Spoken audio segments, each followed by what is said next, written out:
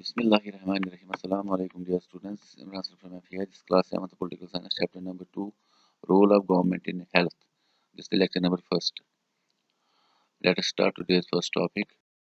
What is health? कोई भी इंसान जो बीमारियों और इंजरी से दूर हो तो उसको हम हेल्थ बोलते हैं।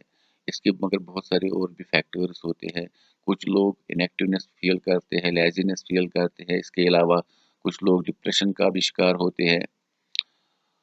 एक्चुअली में जिस तरह की ज़िंदगी हम आजकल गुजार रहे हैं, पढ़ाई वगैरह भी ज़रूरी है, लेकिन इसके अलावा खेल कूद और भी ज़्यादा ज़रूरी बनता है, क्योंकि जिस तरह से आज हमारा लाइफस्टाइल है, जिस तरह से हम खाना खाते हैं जिसमें बहुत सारी कैलोरीज होती है, उन कैलोरीज को जलाना भी पड़ता है। उसके लिए हमें क्या करना होगा? उसके लिए हमें काम करना होगा, एक्सरसाइज करनी होगी, उससे हम हेल्दी रहेंगे। तो हमारे जो वाइटल ऑर्गन्स वगैरह है वो अच्छे से फंक्शन करेंगे। इसके अलावा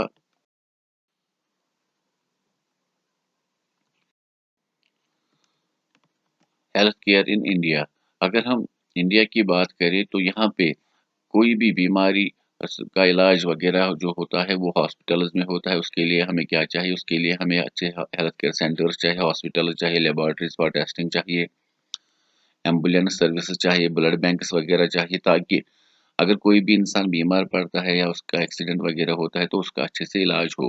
तो इसके लिए हमें क्या चाहिए? इसके लिए हमें जो हॉस्पिटल्स है हमारे, उनमें अच्छे हेल्थ वर्कर्स चाहिए, नर्सेज चाहिए, क्वालिफाइड डॉक्टर्स वगैरह चाहिए, प्रोफेशनल्स वगैरह चाहिए। तो इसके अलावा अगर हम बात करें अच्छी अच्छी किस्म की मेडिसिन या हम कह सकते हैं अच्छी टेक्नोलॉजी वगैरह वहाँ पे होनी चाहिए, ताकि पेशेंट्स का अच्छे से वहाँ पे केयर हो। अगर हम इंडियन हेल्थ केयर सर्विस की बात करें तो यहाँ पे इंडिया सबसे ज़्यादा डॉक्टर्स वगैरह जो है वो प्रोड्यूस करता है। लेकिन इसके अलावा भी हमारे इंडिया में काफ़ी ज़्यादा प्रॉब्लम्स है। अक्सर हमें क्या देखने को मिलता है कि बहुत सारे इलाकों में जो गरीब लोग हैं वो अपना इलाज नहीं कर पाते हैं, जिसकी वजह से बहुत सारे लोगों की जानें चली जाती है। लेकिन उसके अगर हम देखें और एक पहलू, इंडिया सेकंड इन पॉपुलेशन अगर हम देखें वर्ल्ड में, पॉपुलेशन के हिसाब से दूसरे नंबर पर दुनिया में आता है। तो यहाँ भी अनगिनत गांव वगैरह है। तो हर जगह पे हेल्थ केयर फैसिलिटीज़ प्रोवाइड करना भी गवर्नमेंट के शायद कंट्रोल में नहीं है। लेकिन अगर हम देखें यहाँ पे जो इंडियन गवर्नमेंट है, कोशिशें मतलब हम कह सकते हैं वो बरकरार तरीके से कर रहे हैं। लेकिन जो डेवलप्ड जो कंट्रीज़ है वहाँ पे जो हेल्थ केयर सिस्टम है उसके हिसाब से इंडिया अभी बहुत पीछे है। तो यहाँ पे हमारे पास दो किस्म के हेल्थ केयर सर्विसेज अवेलेबल है। जैसे अगर हम एजुकेशन में देखें तो वहाँ पे गवर्नमेंट स्कूल्स और प्राइवेट स्कूल्स होते हैं। इसी तरह से यहाँ पे public health services and private health services. तो सबसे पहले हम बात करेंगे पब्लिक हेल्थ सर्विसेज की। तो इसमें वो हेल्थ सेंटर्स या हॉस्पिटल्स वगैरह आते हैं जिनको गवर्नमेंट चलाती है। तो विलेज लेवल पे हमारे यहाँ पे हेल्थ सेंटर्स होते हैं, जहाँ पे यूजुअली एक नर्स होती है और उसके अलावा उस विलेज का जो हेल्थ वर्कर होता है। तो वहाँ पे इलाज अक्सर कॉमन डिजीज़ का होता है, कॉमन इलनेस का, क्योंकि वहाँ पे जो नर्स होती है वो फिजिशियन होती है जो आम बीमारियों का इलाज करते हैं। इसके अलावा जो डिस्ट्रिक्ट लेवल होती है वहाँ पे हॉस्पिटल होता है जो सुपरवाइज करता है विलेज लेवल के हेल्थ केयर सेंटर्स को। उसके अगर हम बात करें जो बड़ी सिटीज़ होती है वहाँ पे गवर्नमेंट हॉस्पिटल्स होते हैं एंड स्पेशलाइज्ड हॉस्पिटल्स वगैरह भी होते हैं, जैसे कि ऑन्कोलॉजी, कैंसर के लिए अलग हॉस्पिटल होता है, आँखों के लिए जो हम कह सकते हैं उनके लिए अलग मतलब हम कह सकते हैं हॉस्पिटल होता है। इसी तरह से जो गायनेकोलॉजिस्ट सेंटर्स होते हैं, इसके अलावा अलग अलग किस्म के वहाँ पे हॉस्पिटल्स वगैरह देखने को मिलते हैं। अगर हम देखें यहाँ पे जो हमारी गवर्नमेंट मतलब हम कह सकते हैं हॉस्पिटल्स होते हैं, यहाँ पे हर एक का इलाज मतलब कराया जाता है। इसके लिए काफ़ी लो कास्ट में इलाज होता है पेशेंट्स का। अगर हम फंक्शंस देखें तो कोई भी बीमारी जो होती है, खासकर जो खतरनाक बीमारियां मानी जाती थी आज से पहले, लेकिन उनका अब इलाज है, तो हमारे पब्लिक हेल्थ सर्विस जो है वो इसमें काफ़ी हेल्प करती है ताकि ये बीमारियां कंट्रोल में आए, जैसे कि ट्यूबरकुलोसिस है, मलेरिया है, जॉन्डिस है, कॉलरा है, डायरिया है, चिकनगुनिया वगैरह। تو اگر ہم بات کریں یہاں پہ آپ کی بک میں ایک اسٹوری دی گئی ہے جس میں ویسٹ بنگال سے مطلب اس میں وہاں پہ ایک آدمی جو ہے وہ ٹرین سے گر کر زخمی ہو جاتا ہے تو اس کے سر پہ چوٹ لگتی ہے. اس کے بعد اس کو الگ الگ گورنمنٹ 5-8 گورنمنٹ ہاسپٹلز میں بھرتی کرانے کی کوشش کی جاتی ہے لیکن وہ اس کو بھرتی نہیں کرتے ہیں. اس کے بعد ایک پرائیویٹ ہاسپٹل میں اس کا علاج کرایا جاتا ہے. اس کے بعد ٹھیک ہونے کے بعد وہ کیس فائل کرتا ہے. اس کے بعد گورنمنٹ وہاں پہ جو کورٹ ہے وہاں وہ گورنمنٹ کو نوٹس بھیجتی ہے کہ اس کے اوپر جو خرچہ لگا ہے کیونکہ ہماری کانسٹیٹیوشن میں باضابطہ طور پہ لکھا ہے کہ رائٹ ٹو لائف ہر ایک کو جینے کا حق ہے اور یہاں پہ ہیلتھ سروسز جو ہے وہ ہر ایک انسان کو ملنی چاہیے. تو وہاں کی اسٹیٹ گورنمنٹ کو اس کے جو علاج کا خرچہ تھا وہ دینا پڑا. اگر ہم بات کریں جو گورنمنٹ ہاسپٹلز ہوتے ہیں وہاں پہ کم خرچے میں علاج ہوتا ہے لیکن وہ ہاسپٹلز ہمارے پیسوں سے ہی چلتا ہے. ایکچولی میں سبھی لوگ کوئی نہ کوئی ٹیکس دیتے ہیں. کچھ لوگوں کو ڈائریکٹ ٹیکس دینا پڑتا ہے جس کو ہم انکم ٹیکس بولتے ہیں جن کی انکم اچھی ہوتی ہے. لیکن باقی جو تمام لوگ ہیں وہ انڈائریکٹ ٹیکسز دیتے ہیں. جیسے کہ کوئی بھی چیز ہم مارکیٹ سے خریدتے ہیں جیسے کہ صابن ہو, بسکٹ ہو یا شیمپو وغیرہ ہو تو اس میں انکلوڈ جو آپ آل ٹیکسز ہوتے ہیں اس میں سارے ٹیکسز انکلوڈ وغیرہ کیے ہوئے ہوتے ہیں.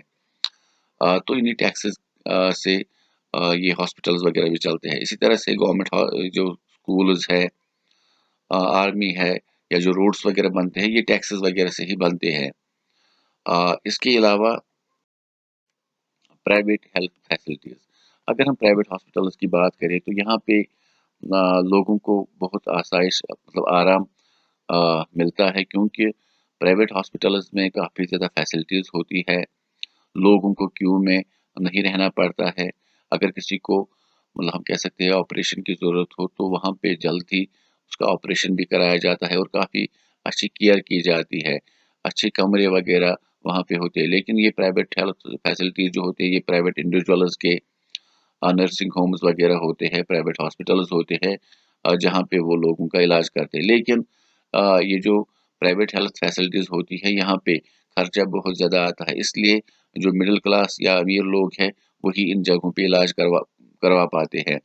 تو انڈیا میں ہمیں کیا دیکھنے کو ملتا ہے کہ جو نیچے طبقے کے تقریباً 40% لوگ ہیں جب ان کے گھروں میں کوئی سیریس بیمار وغیرہ پڑتا ہے تو ان کو کوئی نہ کوئی پراپرٹی بیچنی پڑتی ہے یا ان کو لون وغیرہ لینا پڑتا ہے اس کا علاج کرنے کے لیے.